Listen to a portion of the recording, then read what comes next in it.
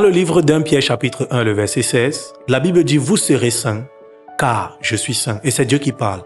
Dieu se présente comme l'être saint, en hébreu kadosh et en grec agios, c'est-à-dire celui qui est mis à part. Et c'est pour cela qu'on voit dans l'Ancien Testament en particulier que ce sont seulement les sacrificateurs qui entrent dans le temple. C'est seulement le souverain sacrificateur qui, une fois par an, entre dans le lieu très saint. Nous voyons aussi que même les animaux qu'on offre à Dieu, ce sont les meilleurs animaux qu'on choisit pour offrir à Dieu. Sur le plan moral aussi, Dieu est saint. Ça veut dire que Dieu n'accepte pas, il ne tolère pas que l'impureté, que le péché, que la saleté cohabitent avec lui, parce qu'il est saint.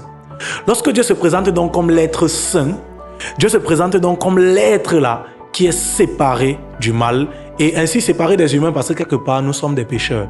C'est donc pour cela que Dieu nous interpelle à la sanctification.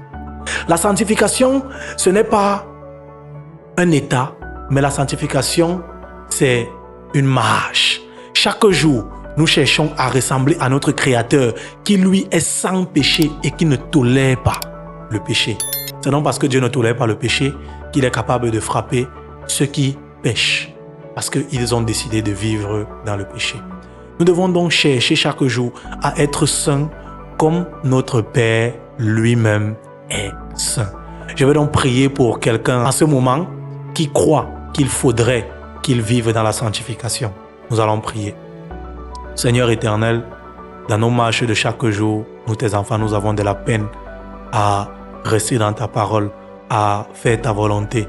Nous te prions au nom de Jésus-Christ, afin que tu te manifestes dans nos vies et que tu nous aides à pouvoir vivre cette vie de sanctification à laquelle tu nous appelles, au nom de Jésus-Christ. Amen. Que Dieu te bénisse et à la prochaine.